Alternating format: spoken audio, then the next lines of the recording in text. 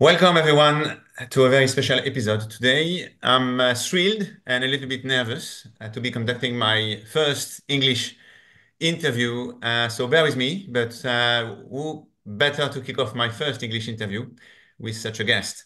So joining us today is Yasmine Mohammed, a writer and a free speech activist known for her piercing insights and eloquent advocacy on behalf of people living in Islamic majority countries. So, Yasmin, thanks for being here with us today and for helping me step out of my comfort zone, linguistically, obviously, but I'm sure in many other ways during this conversation. Uh, It's my absolute honor. Thank you so much for having me, Raphael. I'm very honored to be your first English guest. you're welcome. You're welcome. More than welcome. So, Yasmin, I'd love to start by diving into something incredibly close to your heart, your foundation, Free Hearts, Free Minds. I believe it's something you've nurtured and grown with such passion. So, my first question is, would you be able to share with us what inspired you to create it and tell us more about the mission and the impact you're hoping to achieve? Sure, yeah. So when I denounced Islam, it is a very dangerous thing to do. So when you choose to, if you are born and raised in a Muslim family and you decide that you do not want to be a Muslim anymore, you have 3 days to repent. And if you do not repent, the punishment for leaving Islam is execution. So you are to be killed. So that can be carried out by your family members, by any member of the community. In some countries, it's carried out by the government, by law enforcement. And so when you decide you don't want to be a Muslim anymore, you have to be very, very quiet and very, very careful. It's a very scary, isolating experience to go through. And so I went through it all by myself. We'll get into this later in your podcast, but you know that I was married to a member of Al Qaeda. My family married me off to him when I was 19. So he was in prison at the time, so I wasn't afraid that he would kill me, but there's also all of his friends, right? All of the Al Qaeda members. My mother threatened to kill me. So I had to basically disappear with my daughter. And because it was such a difficult, dark, terrifying, isolating time for me, when I started to become stronger and I started to heal, I really wanted to make sure that nobody else would ever have to go through such a difficult time. And so through the power of, Zoom and social media and all of these tools that we have now that we didn't have in the 90s when I was going through this, all of these different tools were, I was able to reach people from all across the world. People were able to reach me, read my Mhm. book, watch my podcasts, listen to my interviews, and feel connected to me, and then reach out to my organization. And there we have a safe space. We have a community of support. And so it allows people to go through, we go through group therapy to overcome the religious trauma. There's also individual therapy, and then there's community support. And Raphael, I cannot tell you how incredibly rewarding it's been for me to get messages from all over the world where people are telling me how grateful they are to have found my organization because they have to live a double life. People that are too scared to share with their closest friends, with their sisters, their brothers, their mothers, their wives, their husbands sometimes. You can't express who you are and how you feel. So they live Being a in a free thinker is constant, sorry to dangerous. interrupt, so those people live in a constant threat. They can't trust Absolutely. anyone. Absolutely. And this is not just Saudi Arabia and Afghanistan and Egypt. This is in Sweden and France and America and Canada. This is all over the world because the threats that follow us in those countries, they don't have borders, right? They don't stop at the borders. Those people that have these ideas that we should be killed, they bring their ideas with them when they cross into borders. And so it's been really, really rewarding work, especially after October 7th, the amount of people that have contacted us from Palestine, the amount of Israeli Arabs that have contacted us. it's been amazing because it's a very difficult time for so many people in the world since October 7th. It's obviously very difficult for Jewish communities around the world, first and foremost, because of how the anti-Semitism has become not just normalized, but encouraged and empowered all over the world. And that is very scary. It's very scary for people who are living in that region of the world, who are maybe not even from Jewish families or Jewish communities, but they are scared of this kind of hate because the same people that hate Jewish people are the same people that hate ex-Muslim people. The same ones Absolutely. that want Jewish people dead are the same ones that want ex-Muslims dead. And so we Absolutely. have this, I've now partnered with a group called 6 Million Voices, Hmm. who they are a fantastic nonprofit organization, and they offer virtual tours of Auschwitz and Holocaust education. And so Free Hearts, Free Minds has partnered up with them because we're realizing how similar it is, unfortunately, Raphael, how similar the hate that led up to the Holocaust, how we are seeing that hate replaying in real time in front of our eyes, right? And when I went to Yad Vashem, I'm reading the plaques of quotes from Nazi um, leaders, and it's literally the same as the doctrine of my past religion, almost word for word sometimes. I find it fascinating, to be honest, to try to build bridges across the beliefs, across religions, and try to connect people with each other, because it's so easy to do the opposite, as we Yeah. see these days. I mean, just to recap about your foundation, you offer support to people at risk of persecution or even execution, as you said, simply because of their beliefs or identities. Um, for those who seek help, is there hope for a truly happy ending? Uh, Let me just rephrase it. Could you share any powerful stories or moments that illustrate the impact of your work? There have been many. I think there's so many that I could express to you, but you know, I'll give you one example, but then I have to give you some other ones as well, because the answer isn't always to get out of the country.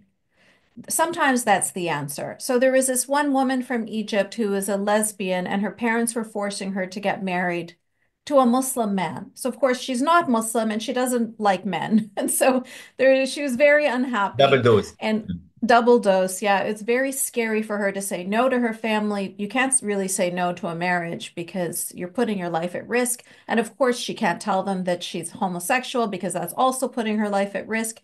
And so for her, the answer was we needed to help to get her out of the country. And we were able to do that, thankfully. But that's not always the answer. Sometimes the answer, for example, a young man in Afghanistan, he used to be part of the Taliban, and then he was able to escape to Pakistan, and then there was nowhere else that he can go with his Afghan papers.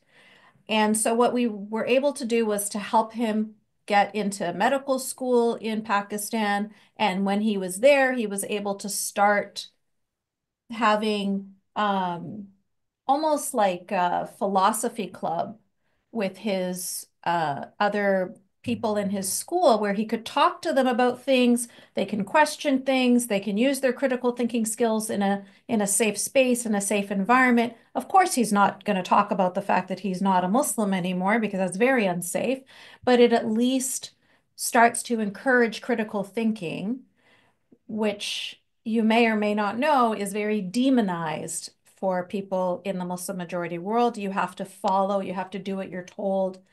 Thinking is not encouraged, it's highly discouraged, it's in fact punished.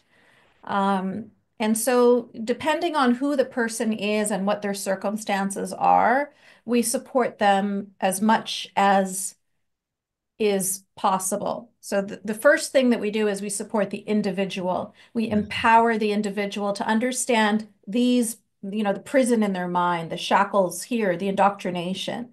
And once you can break through the indoctrination and allow the person to feel a sense of empowerment and a sense of self-love, boundaries, self-compassion, self-empathy, then the person can decide for themselves what is the best step forward for me. And then the next step after that is a ripple effect. So they say to themselves, what can I do to help others? How can I spread this message forward? How can I enlighten further? Could it be that I write my book? Could it be that I start a podcast or a blog? Could it be that I start a philosophy club in my university? Whatever it is, how will you give back and create this ripple effect? So So it's in a other words, I'm trying to find a word, you're empowering people. yes, Mm. exactly. That's exactly it. We start with empowering the individual is the first step, and then um, within their getting to a point where they feel like they can continue to empower others. Mm. I mean, just wanted to come back um, a little bit on your personal story. You said in your book Unveiled, you recount being pressured into, you just said it at the beginning of the podcast, into marrying a man with ties to Al Qaeda. Mhm. Sounds horrific. And navigating life under strict religious controls, including enforced veiling and rigid practices that limited your freedom. Now, what do you think about, because we see two distinct trends in the Islamic world these days. We see the radicalization within some Muslim communities in the West, Mhm. which poses significant challenges. And on the other hand, signs of changes within the Islamic world itself, like the Abraham Accords, as we all know, or reforms under leaders like Saudi Arabia's Mohammed bin Salman. How do you reconcile these contrasting dynamics? And do you see hope for meaningful transformation? Yeah, so I don't see them as that contrasting. What I do see is that they have just migrated. So these Islamists, these jihadists, these terrorists used to function more in Egypt and in Saudi Arabia and in Qatar. Well, they still do in Qatar, but to a different extent. And all of these areas, in Morocco, you would have heard stories over throughout the 90s and the early 2000s. There was always, always, always terrorism going on. They're killing Christians in Egyptian churches. They're killing Ahmadis in Pakistan. The Shia, the Sunnis are killing the Shias in Afghanistan. Like this has constantly been going on. And so what has happened with countries like Saudi Arabia and UAE and Bahrain and Egypt and et cetera, et cetera, et cetera, is they have criminalized the Muslim Brotherhood. They have criminalized Hizb ut-Tahrir. So what those groups are is they are basically stepping stones towards terrorism. So Mm. they are the groups that they say, oh, we are just talking. We are just asking questions. We are just thinking. We are just a group of brothers. We will use diplomacy. We will use, political tactics in order to spread our message, but we don't use violence. But in the Middle East, they have awakened to the fact that these groups do not use violence in the beginning, but as soon as they have enough power, as soon as they have enough control, then of course they are happy to use Uh-huh. violence. Uh-huh. And so they have been criminalized throughout the Middle East, but they have not been criminalized in the West. In the West, you will still see capitulation, support, and pandering to these extremist groups. In fact, these groups sell themselves to politicians in the West as the authentic voice of Muslims. Mm. And because politicians will do anything possible to get the vote, they think if I support these conservative Muslims, if I support these extremist Muslims, that means I'm going to get the Muslim vote. That's all they care about. That's all they're thinking about. And so I these think, groups have found a way to manipulate our systems. and I think they know that lots of Westerners are useful idiots, Yes. some of them, and also the fact that politicians or the elite in the Western world doesn't really understand Islam. They don't know anything actually, and it's a concern for Western societies, to say the least. Um, I mean, yeah, I just wanted, I think I can't avoid covering a very relaxing topic, which is anti-Semitism in Islam. Uh, Mm. so, well, because we were talking about the West, and obviously, yeah, we will talk about Amsterdam, but anti-Semitism is deeply rooted in and widespread within many parts of the Islamic world. Reflecting on your own experiences, did you encounter anti-Semitism during your upbringing?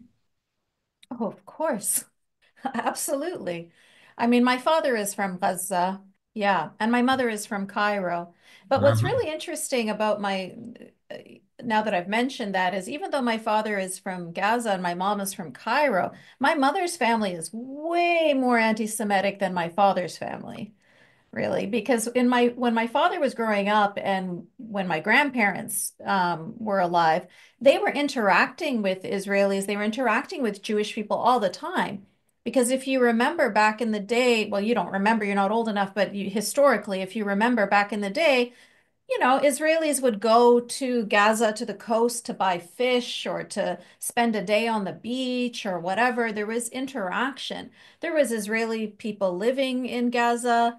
It wasn't until Hamas came along that all of a sudden it was like no more. Yeah, and my family was there even before that. Like my father, when the reason why he met my mom in Cairo, Egypt, was because Gaza was under the leadership of Egypt at the time. And so Uh-huh. that's why he was able to go to university in Egypt. So he saw, Gaza be under the authority of Egypt, and he saw it be under the authority of Israel. And he didn't complain until Yasser Arafat got involved.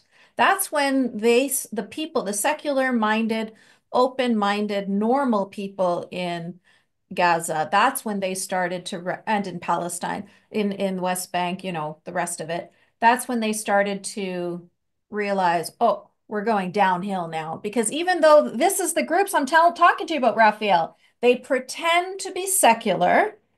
They pretend, oh, no, no, we're just talking, we're just using diplomatic means, we're just politicians, but they're not. They are violent terrorists, but they're just going to wait until they have enough power to do that, or they do it through very duplicitous means. So Yasser Arafat, if you just look at it without really digging in too deeply, people say, oh no, he wasn't a terrorist. Oh no, he wasn't into violence.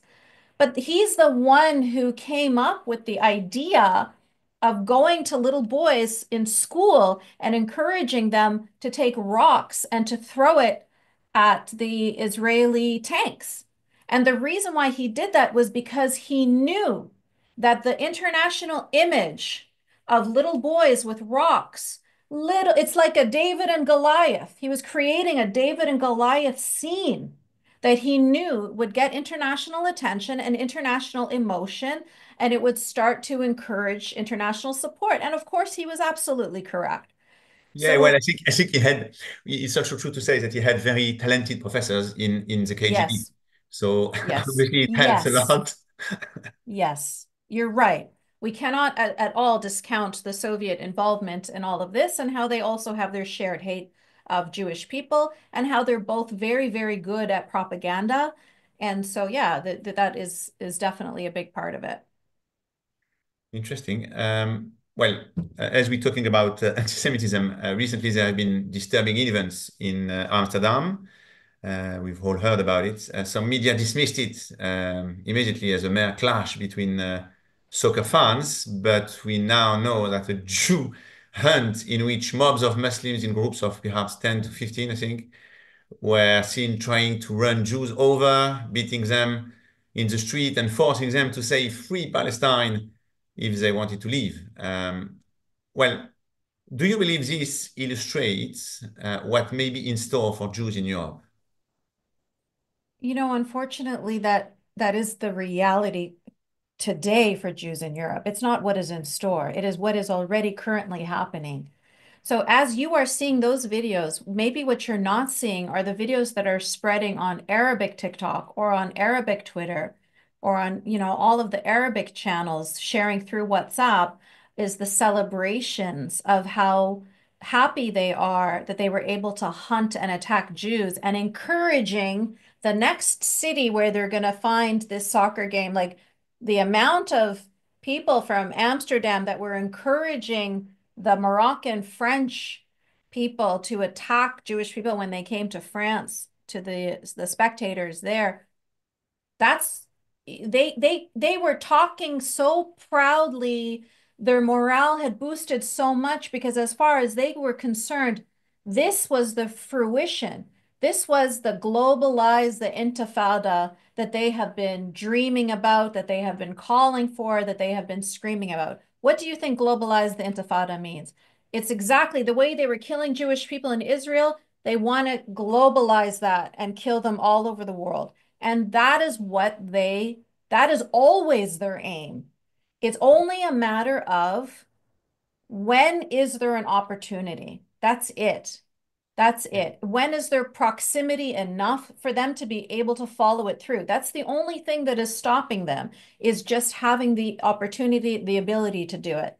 And I have to say something else here because it's really important, because I know we're talking about anti-Semitism, but anti-Semitism is simply the first step in the chain. You know, October 7th happened only because of proximity, only because of opportunity.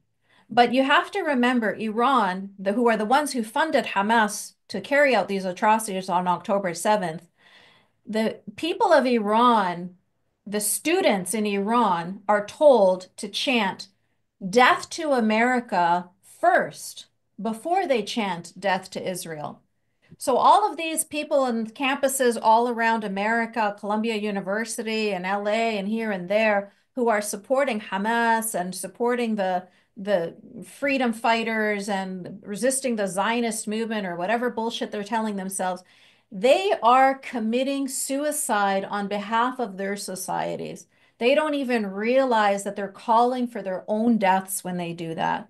Because like you said, they are being used as useful idiots. Just Mm. yesterday, I saw footage from Toronto, Ontario, which is my homeland of Canada. Mass group of people with Palestinian flags, and everybody's walking. And the man with the bullhorn is saying in Arabic, he's saying in Arabic, how we have to die for the cause. We have to make sure that Jews are killed. We have to, in the millions, we will kill them, blah, blah, blah, all in Arabic. And these stupid fucking Canadians are like waving their Palestinian flags, following along. They don't know. They Yeah, don't but know you what think they're the worst, supporting. I think you're absolutely right. The worst for me is not these Canadians watching and celebrating because they are useful idiots, as we said.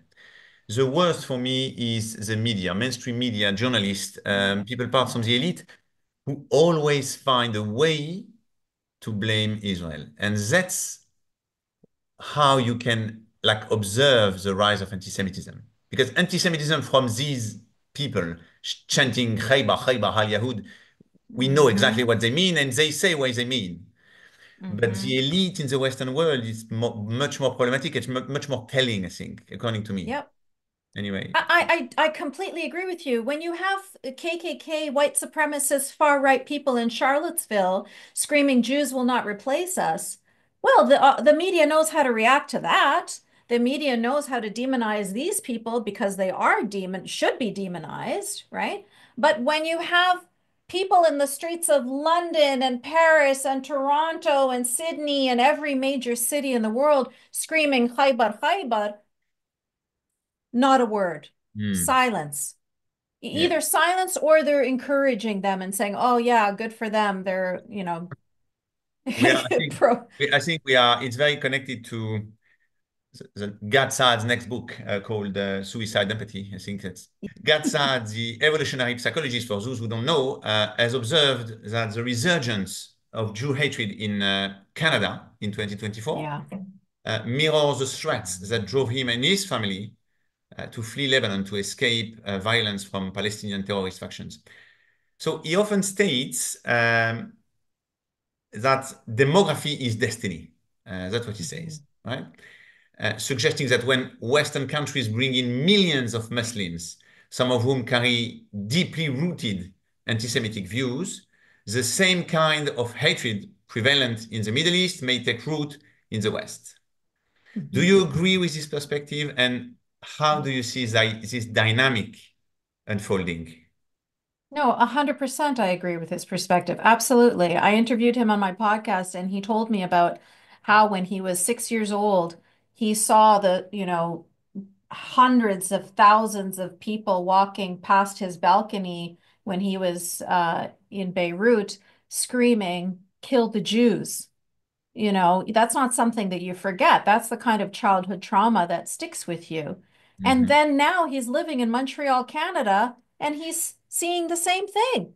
Now as a grown man with children and it's the repetition of the same trauma. Of course he sees the it is the same. That's why he's seeing a comparison because it's the same thing, right?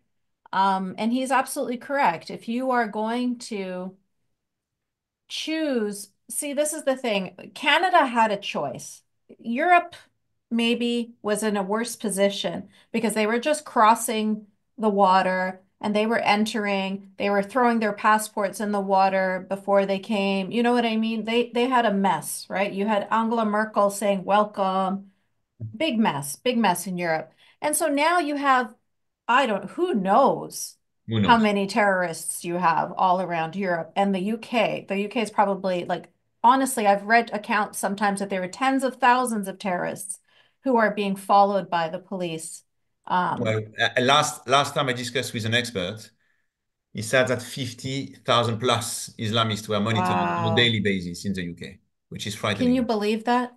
The amount of taxpayer money and energy that has to go into that, knowing that you have that many people in your society that want you dead, that want to cause harm.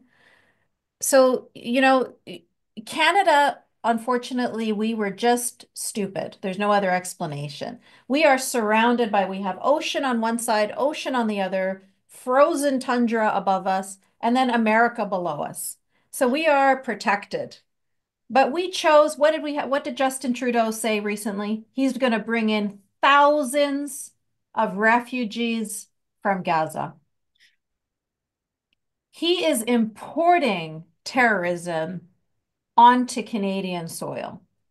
You cannot bring thousands of people from Gaza into Canada thinking that no problems are going to happen from that. We know that the people in Gaza are indoctrinated from childhood that it's the UNRWA schools, it's the frickin' puppets on their TV shows, their media, every single part of their society is Jew hate. Not just hate, but kill the Jews, right? Die trying to kill as many Jews as possible because that will make you the best person in the world. And the PLO will pay you money, your family some money if you do that, right? You will be celebrated on earth and in heaven.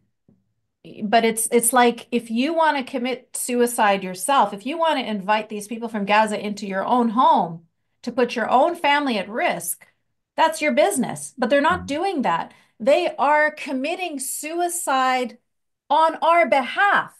They're Uh-huh. committing suicide of our societies without our, consent. Uh-huh. They are bringing these people into the countries. They're going to be safe. Do you think Justin Trudeau has anything to worry about? Of course not. He's so privileged, born with a silver spoon in his mouth, like he's going to be protected. His family's going to be protected. Everybody he loves is going to be protected. He's not the one that's going to suffer the consequences. It's your average Canadians. They're the ones who are going to be caught in any terrorist activity that goes on. It's fascinating when I listen to you, to see that the pattern repeats itself across the West. Yeah. Fascinating. It's the same. What you just said is exactly the same in France or in the UK. And by the way, I think, what do you think? If we take aside America, do you think the West is doomed? Do you think the war is lost?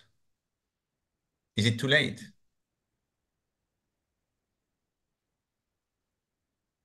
You know, I continually It's get asked this it's a very tough question. question. I become. Well, I continually try to be as positive as possible in answering this question. And I'm going to say something now that I really believe to be true. honestly, pre-October 7th, I was feeling more despondent than I am today, believe it or not. Because pre-October 7th, all of this filth was under the carpet. And some people like myself, like Gadsad, like Sam Harris, there's a Uh-huh, Douglas Murray, uh-huh, some people were talking. But what happened when those people talked? We were told that we're alarmists. We were told that we're Islamophobes. We were told that we were hateful. We were told that we were bigoted, da da da da da. Right? mhm. Nobody wanted to hear what we had to say. We're saying, look under the carpet, and they're saying, no, fuck you, put the carpet down. You're the bad person, right? But what happened with October 7th is it has lifted the veil. It has Uh-huh. lifted this carpet, and we see now all of the filth. They are in the streets themselves with their bullhorns screaming their filth, right? They are celebrating when Iran was bombing Israel. They're in the streets and in the subways and in the sky trains and all over the place supporting Iran and saying, burn Tel Aviv to the ground, right? So they're supporting the worst Islamic regime that kills women and gay people and any free thinkers. And it's like basically the Iranian people are imprisoned under this totalitarian theocracy. And that's the group that these people that are supposed leftists, that's the one that they're going to choose to support, right? So when you see it so blatantly all over the place, people are taking pictures with their GoPro camera, taking videos with their GoPro cameras, with their phones. They are proud of what they're doing. Then it helps the average person who maybe is not so indoctrinated completely with hate, but maybe they are just uneducated, uninformed, ignorant about this situation. When they see this kind of thing, it's going to help them to be like, oh, wow, this is shocking. This is surprising. This is wrong, right? So now I feel more people are willing to have the conversation than before. Mhm. So at least because it's out in the open, we can now the sun has hit it, it can disinfect it a little bit more than when Interesting. it was hidden. And the Jewish community before, even my Israeli friends, even in Israel, they would argue with me and tell me that I am being an alarmist, that I am being too, I'm not being open-minded enough, because they didn't have my perspective. They didn't grow up in a jihadi family with a father from Gaza. They don't see what I see. But Mhm. after October 7th, those same friends are different now. Israel Yeah, is different now. totally. I think Jewish people are different now. Yeah. you're touching on a very, very important point. I think people don't realize they see Israel as like, a unified nation and people are ready to fight and to go to war. No. Lots Yeah. of Israelis have been in a denial state for years regarding Hmm. Gaza, regarding everything. And So like I mentioned to you before we started recording, I had two people from my own organization quit on October 8th because of my stance on October 7th. How could I support innocent people in going to a music festival, being murdered, being kidnapped, being raped? How could I support these innocent people? I should be supporting the other side. And it's so on a crazy when you personal, think about it because oh, those people are ex-Muslims or you're trying to support them as much as you can. But it means it's very depressing because it means that anti-Semitism or hatred towards Israel is so ingrained in their brain, in their culture. It's in a way yes, fascinating. it is absolutely ingrained. I write about this a little bit in my book about how it is so deep and it is so dark and it is so humiliating to acknowledge. I feel like that, at least for me, acknowledging the level of anti-Semitism, acknowledging the amount of hate was really, really hard for me to accept. you know? It's almost easier to say, yeah, yeah, yeah, Jewish people are bad, Israel is bad. It's easier than accepting, oh my God, I have been hating people for no reason. I have been hating innocent people for no reason. I have been wishing death on people that do not wish death on me. Like to do that level of self-reflection is really, really difficult. You know, you're acknowledging really dark parts of your soul and your mind that you have to clean away is very hard work. And I think it's a lot easier, unfortunately, for people to just continue down whatever Mm. path it is that they've been socialized into with Islam. Sometimes you can leave the Islam intellectually, but you're still a misogynist. You're still an anti-Semite.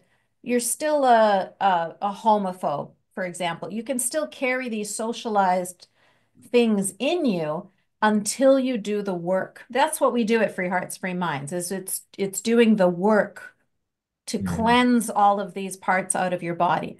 Now, before October 7th, we weren't focusing specifically on anti-Semitism, but now we do. And that's why we've partnered with 6 Million Voices, is because we've realized that that is something that we actively have to root out of people. We can't just expect that once they become enlightened and once they become open-minded and once they have a love for humanity that they are going to reach there on their own, right? We want to actively take them in that specific direction.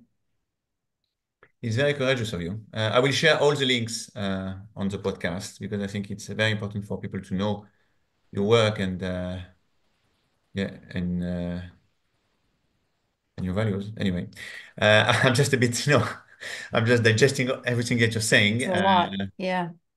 Well, yeah, if we talk about the Arab-Israeli conflict, this endless conflict, people say that it's very complex.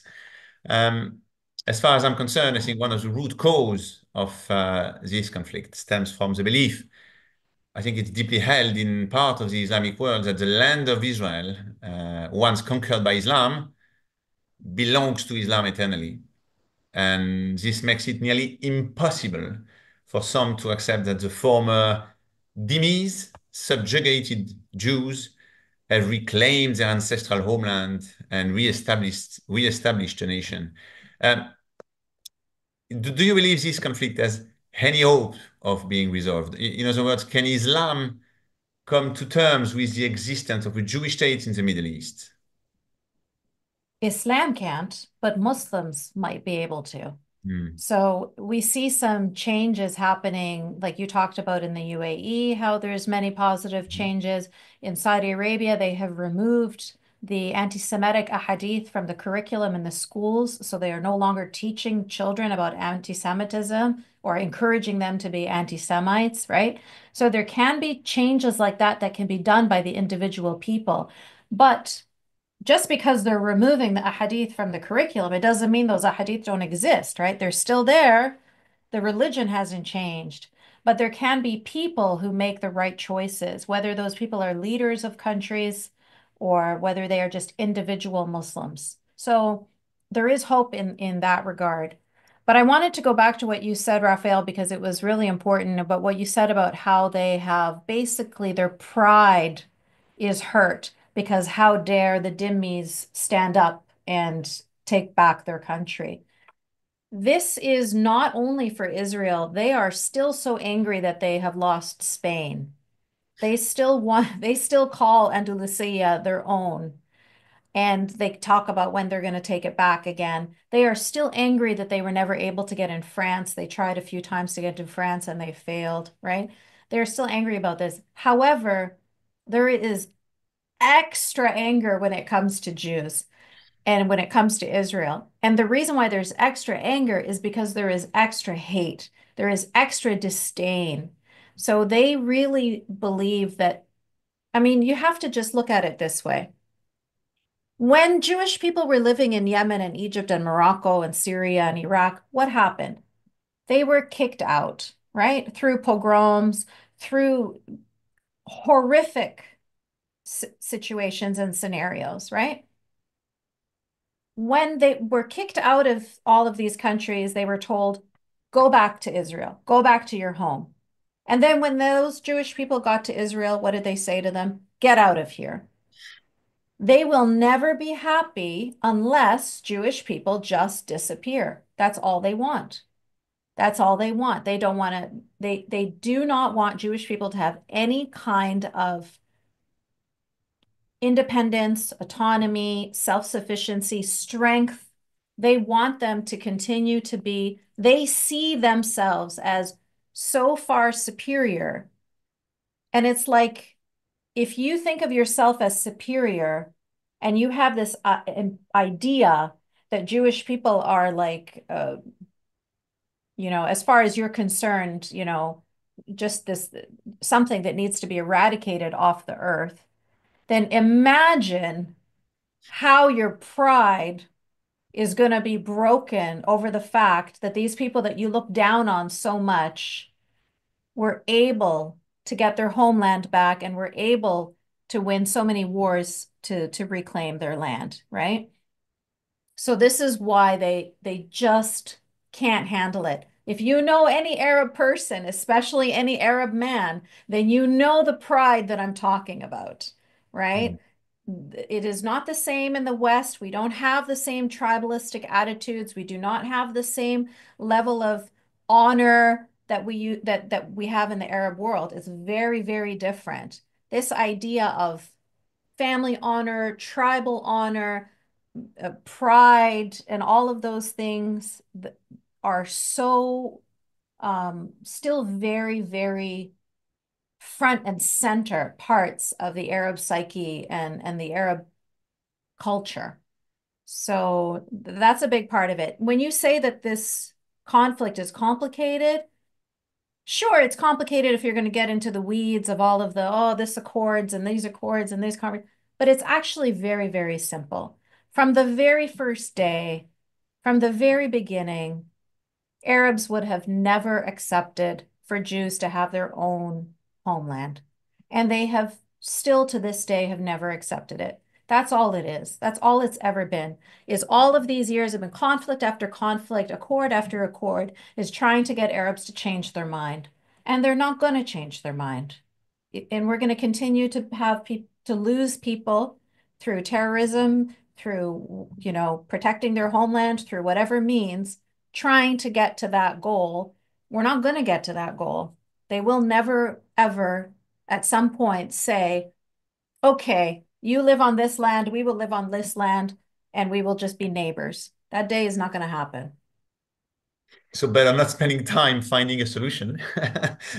It's going to be a waste of time. It's interesting what you're saying because I was thinking of Lebanon when you said they were unable to accept any Jewish presence in the Middle East. I mean, I recall Lebanon was expected to be the first Christian democracy in the Middle East. And Uh-huh. we see what happens these days. I mean, what Lebanon has Exactly. become. I mean, Gatsad talks about Lebanon much better than me, but yeah, that's. I mean, they tried everything. They tried militarily to invade Israel and destruct the country. They tried to invent a new sort of refugees in the world, as the Palestinian refugees, who, by the way, are refugees from generation to generation. um, Refugees born and raised in their own land. yeah, exactly. Um, Yeah. I don't know. We must have hope, but I, I, I'll tell you where the hope is going to come from. The uh-huh. hope, there could possibly be hope with the younger generation if we get rid of the Palestinian Authority as it stands now, obviously get rid of Hamas. This is doesn't need to be said. This is very obvious. But if we clean house completely, and if Israel interacts with the younger generations of peaceful, secular, open-minded people from the region, which means, Gaza and the West Bank, and then you can start to move forward. As long as we try to clean up the mess with a dirty mop, we're not going to get anywhere. We Hmm. need a completely new cleaning up to do here. And the thing is there have been so many mistakes made in the past. that you could see it happening. Like Uh-huh. it was so obvious. Like when you bring Sinwad out of prison, first of all, of course he's going to be a hero to these fuckers because that's to them, he is already a hero. I I don't know how to say this without sounding like inhumane, but when I learned of how Israeli doctors saved Sinwar's life by he had, I think, brain cancer or something, Hmm. like very difficult operations that would have cost them a lot of time and money and energy, specialized surgeons. They went through that much trouble to save the life of this man who orchestrated October 7th. You know what I mean? Like sometimes your humanity, sometimes you can, it just like the un, there is no limit to the humanity of Jewish people sometimes. And I think that might be part of the reason why this is such a shocking uh, dichotomy between the two groups. It's Because fascinating what you're saying. it's the exact opposite, Raphael. Mm. As a Muslim, you are born to believe that life is meaningless, life is nothing. Death is what you want. Death is what you hope for. As a Jewish person, especially Israelis, their love for life, their zeal for life, their insistence on growth and going forward is almost to a inhumane degree. Like when I went to the Nova Memorial Festival, everybody was like, we're planting trees, we're moving forward, and they're talking about all these positive things. And I'm like, just sit in the grief for a minute, sit in the rage. It's okay to be angry. It's okay, it's healthy. You're allowed to give yourself that time, but they just want to focus on the positive, the future. And their enemy is the polar opposite. I'll tell you what was really shocking to me is when I visited a kibbutz and I saw pieces of what should have been plumbing or something, but they took positive things which should have been, used for heating or plumbing or air ducts or whatever, which would have been good for their society in Gaza. They took these good things and they turned them into bombs and they used them to try to kill people in Israel. And the exact opposite, I'm looking at a bomb shelter that is covered in bullets from the terrorists on October 7th. And people have gone and painted around the bullets holes, turning it into a beautiful piece of art. You see what I'm saying here? You have Totally. one group that take something good and they turn it into something that can be destructive. And another group that takes something that has been destroyed and they turn it into something beautiful. This is what you've got. You're dealing you're playing two different games. You're Totally. using two different sets of rules. I think lots of And Israelis have understood now, but there are yeah, still many Israelis who don't get it. I recall this episode when Ehud Barak, he was prime minister of Israel, and he left South Lebanon all of a sudden. So not a single soldier stayed in Lebanon, and it was, praised as like, an act of a hero, a visionary. And some politicians and people from the right side of the political spectrum said that it was very dangerous to do that. The way it was worked out was dangerous. And he just said that those people were bigots, were extremists. They did not understand anything about peace because Ehud Barak, was bringing peace to Israel. And we see what yeah. happened. Hmm. It's a very, very, yeah, very, You're very true what you say. projecting. You're Yeah, projecting too much. You assume totally. because you are good people and you just want a piece of land to live peacefully on. You believe that the other side are the same as you, and you treat them the way that you want to be treated, and that is the fatal error. Yeah, I tend to agree. Well, look, Yasmin, thank you for this eye-opening conversation. really, and for sharing your incredible journey with us. You have courage and determination. So it's a source of inspiration for all of us, I think. Well, look, um, before we wrap up, I'd love to hear what are your next plans or what's on the horizon for you as you continue your work with Free Hearts, Free Minds, I guess. Yeah, so Free Hearts, Free Minds is growing in at an alarming rate. We have so many people contacting us from all over the world, so much so that we are actually, unfortunately, only able to serve about 10% of the people who contact us. The other 90%, unfortunately, have to wait on waiting lists because we only have limited amount of funding, so we only have a limited amount of help that we can give. So if any of your listeners are feeling encouraged to learn more about the organization and how they can support, I hope they will go to freeheartsfreeminds.com, read some testimonials about people that we've supported, and hopefully be encouraged to donate to us so that we can help more people. I've got my podcast, the Yasmine Mohammed podcast. I've got my book, as you mentioned. It's behind me here, unveiled. And I'm working on my next book. So that's really exciting. It doesn't have a Amazing. title yet. But I'm really happy to be working on my next book, which is going to be encouraging people to push back against this,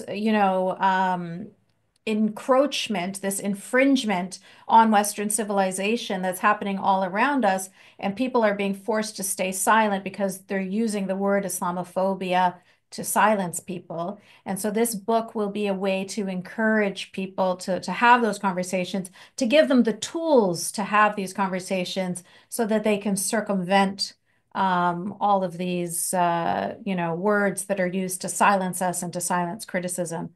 So looking forward to getting that out Hopefully, there. yeah, we're looking forward. Well, let's make a promise. Let's reconvene when there is peace in the Middle East. No, I'll never see you again. No, Let's no, say peace let's in Israel. let's Peace be in Israel, optimistic. we can say, but the Thanks so rest of much. the Middle East, Thanks so yeah, much, Jasmine, and looking forward to our next conversation. Really, thank you. absolutely. Thank you so much, Raphael. Merci beaucoup.